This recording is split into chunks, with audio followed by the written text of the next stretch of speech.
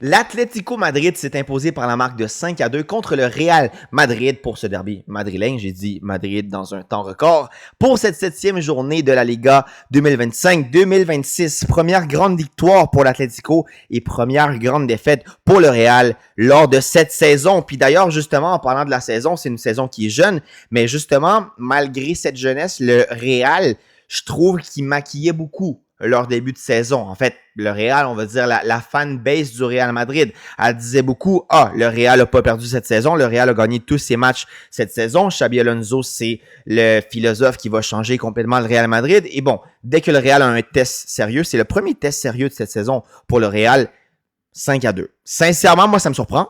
Moi, je pensais pas que l'Atlético allait gagner et je pensais pas qu'il allait gagner d'une manière autant convaincante.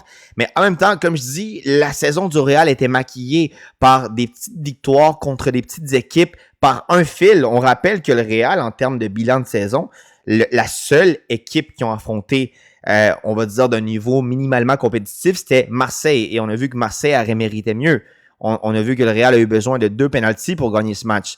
Puis c'est des pénaltys qui, pour moi, encore une fois, sont frauduleux selon la communauté internationale aussi. Puis bref, même dans ce match-là où le Real jouait à la maison, ils ont passé à ça, de faire un match nul et même de perdre le match contre Marseille. Puis à part de ça, les matchs du Real cette saison, c'était contre Osasuna. Ils gagnent seulement par 1 but contre Osasuna. Bon, ils gagnent contre Oviedo convaincamment par 3 buts.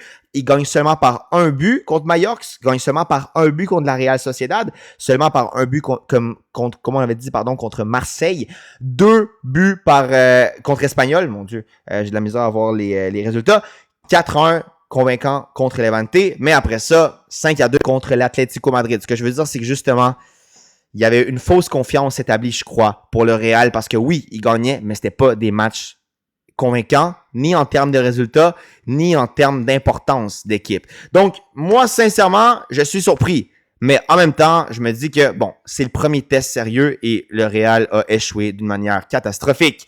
Si on parle du match maintenant, sincèrement, le Real peut être en mauvaise forme, tout ce que tu veux, mais les individualités du Real, il y en a qui m'impressionnent. Mbappé, je pense qu'il va faire une saison incroyable. Sincèrement, je pense qu'il va faire une saison incroyable. Pour moi, c'est de loin le meilleur joueur du Real.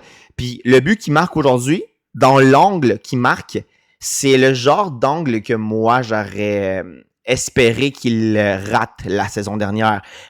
Essayez de regarder les occasions de but que Mbappé a eu la saison dernière. Dans le même type d'angle, Mbappé a raté beaucoup de tirs comme ça la saison dernière. Puis honnêtement, aujourd'hui, il fait une finition parfaite. Mbappé est dans une forme incroyable. Puis comme je dis, pour moi, c'est le meilleur joueur du Real, le meilleur joueur de la Liga pour ce qui va de la saison, au moins en termes de statistiques, si on veut le dire comme ça. Güler, encore une fois, Güler, je le dis, il y a une petite touche magique. Il y a quelque chose avec Güler. Mais moi, je pense pas que ça va être un joueur générationnel et surtout pas autant générationnel que les fans du Real Madrid pense qu'il va être. Moi, je pense qu'il est un peu surcoté. Principalement parce que dans des contextes importants, il n'est pas capable de briller. Aujourd'hui, il a fait une bonne première mi-temps. Passe décisive très, très belle pour Mbappé. Et ensuite de ça, il marque le 2-1 avec une bonne finition. Mais après, il vient gâcher sa performance en causant un penalty qui va initier la remontée de l'Atlético Madrid. Donc, encore une fois, aujourd'hui, c'est pas un match référence pour Güler.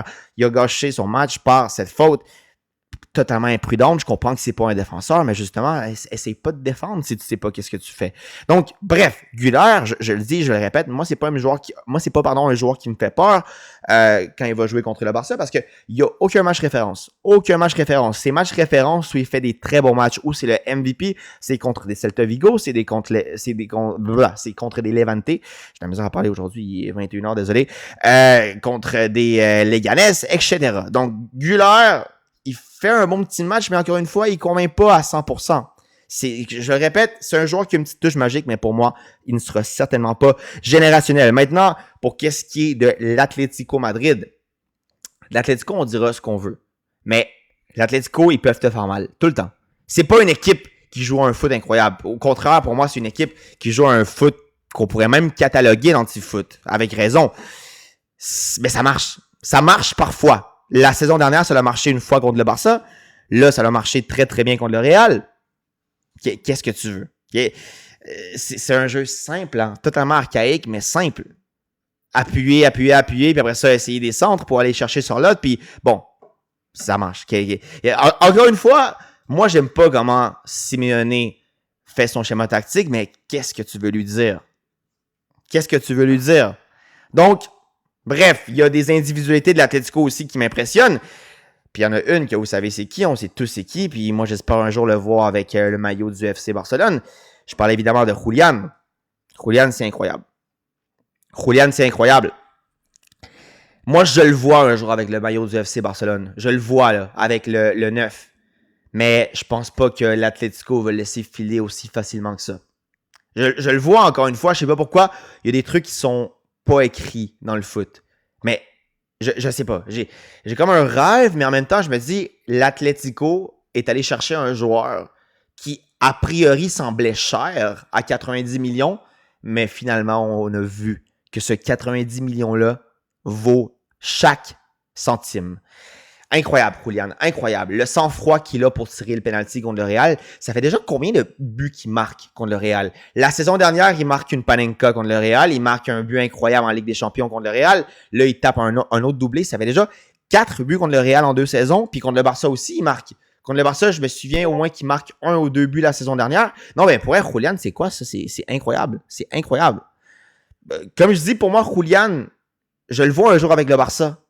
Ça serait le fit incroyable pour le schéma tactique de Flick, mais ça va pas être facile. Puis certainement pas en payant une clause libératoire ou quelque chose comme ça, parce que je pense que sa clause libératoire est à des centaines de millions.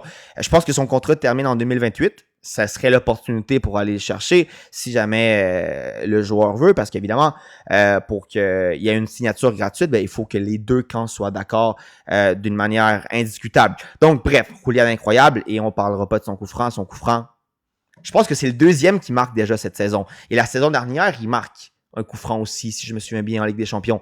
Puis d'ailleurs, le Barça, depuis combien de temps que le Barça marque pas de coup franc?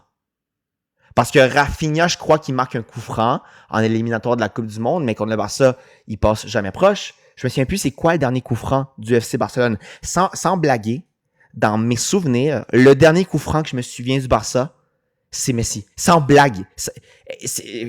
Peut-être que je suis en train d'oublier un coup franc super évident, mais sincèrement, je me souviens pas. En plus de ça, il manque un tireur de coup franc. Donc, Julian, c'est un 9 qui est littéralement capable de faire tout ce que le Barça a besoin de lui demander.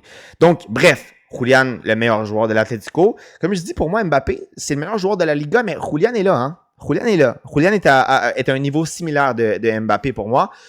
Puis, honnêtement, comme je dis, je le vois un jour avec le Barça. Espérons que c'est pas seulement des rêves, mais qu'ils vont bien devenir réalité. Maintenant, Griezmann.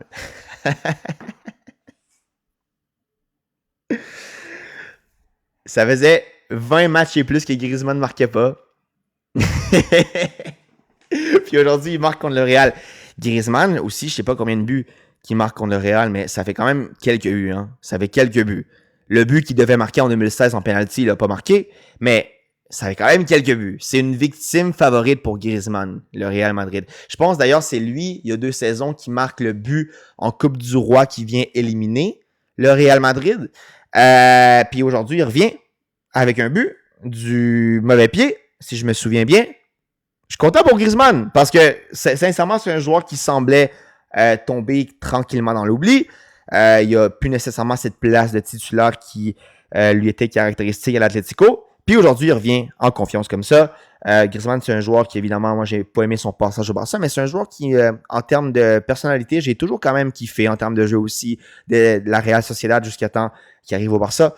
On parlera pas de cette étape, mais bref, content pour Grisou aussi. Maintenant, on va dire quelque chose. L'ère de Xabi Alonso, la supposée révolution de Xabi Alonso, c'est quelque chose qui a été totalement fictif. Xabi Alonso n'a rien prouvé avec le Real Madrid. Rien du tout. Il n'y a aucun débat sur ça. Encore une fois, le seul match important cette saison du Real, avec un adversaire de taille, dans un contexte difficile comme le Wanda, c'était l'Atlético Madrid.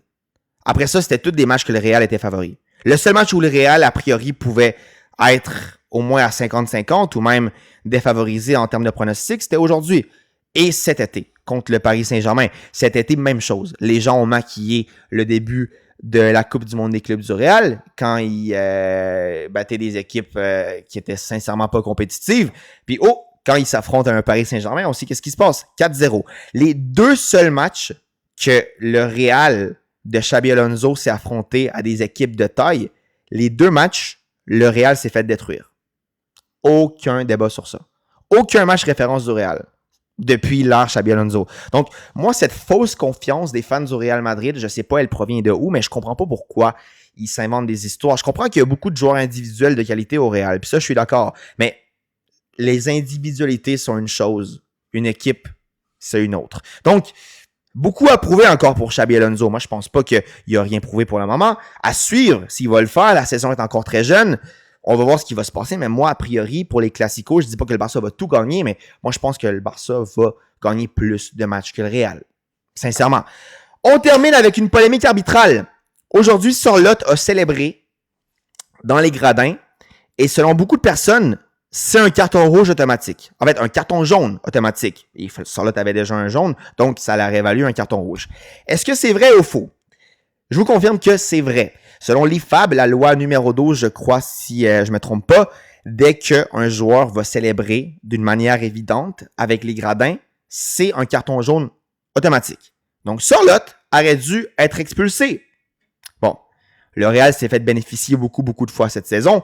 Pour une fois qu'ils ne sont pas bénéficiés, ben, ça ne vient pas compenser, on va dire, toutes les fois que l'arbitre a sifflé en faveur du Real avec tous les pénaltys et toutes les actions polémiques qu'on est habitué. Mais bon, pour une fois, le Real Madrid a été défavorisé dans une décision arbitrale assez claire.